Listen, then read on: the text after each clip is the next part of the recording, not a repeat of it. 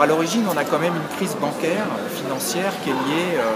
au marché des subprimes américains. Cette crise bancaire, elle s'est traduite immédiatement par une crise de confiance dans le secteur bancaire et une crise de liquidité. Et puis ensuite, on a eu un mécanisme complexe qui s'est créé avec une crise économique.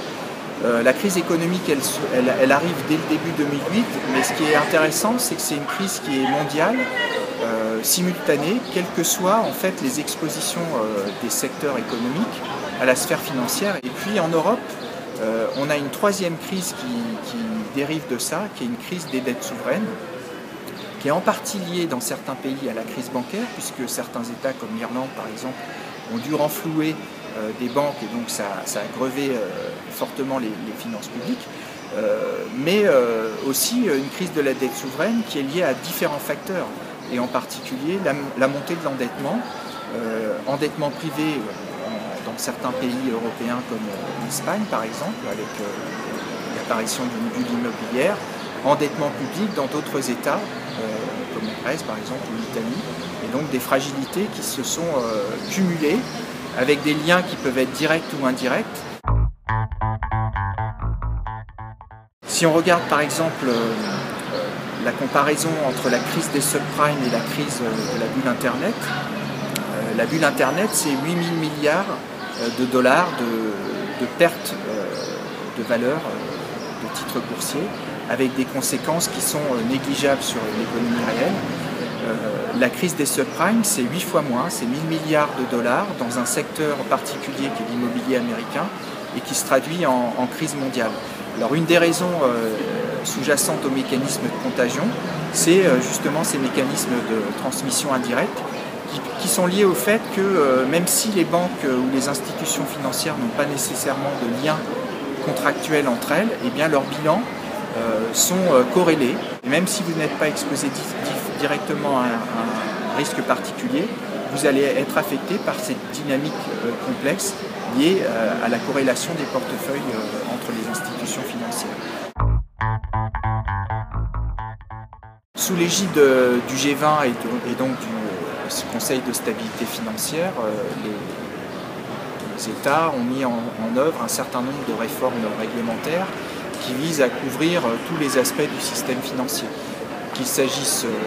de la réglementation des banques avec les accords de Bâle III,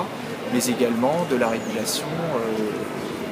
de tout le secteur financier, qu'il s'agisse du shadow banking, mais également des marchés qui jusqu'à présent échappaient à toute forme de réglementation. Dans ces efforts, il y a une tentative à la fois d'avoir une démarche cohérente pour essayer de réduire les possibilités d'arbitrage réglementaire entre différents États et entre différentes formes de réglementation. Il y a un effort aussi qui vise à avoir une meilleure surveillance du système financier pour essayer de prévenir les futures crises financières. Est-ce qu'on est à l'abri d'une nouvelle crise? Non, parce qu'en fait,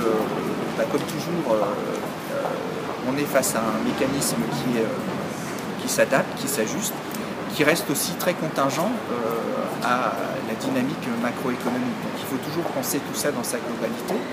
Alors aujourd'hui, des risques de crise financière existent. Ils sont liés notamment à la permanence ou l'apparition d'un contexte de très bas taux d'intérêt dont on sait qu'il est durable. Et ça génère une prise de risque marquée de la part de différents types d'agents, soit parce que leur business model, donc la façon dont fonctionne leur modèle d'activité est mise en cause par le bas niveau des taux d'intérêt, donc on pense par exemple aux sociétés d'assurance, aux fonds de pension, soit parce que le bas niveau des taux d'intérêt incite à une prise de risque plus importante. Alors la réponse qu'on peut apporter à ça, c'est le développement des politiques macroprudentielles qui visent précisément à compléter les politiques monétaires qui essayent de relancer l'activité par ce bas niveau des taux d'intérêt, par des mesures préventives qui vont essayer de justement prévenir l'apparition de bulles sur les marchés du crédit. Mais c'est quelque chose qui est nouveau et puis là encore,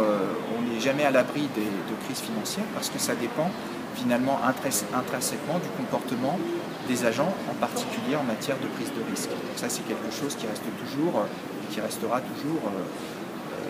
quelque chose de difficile à contenir.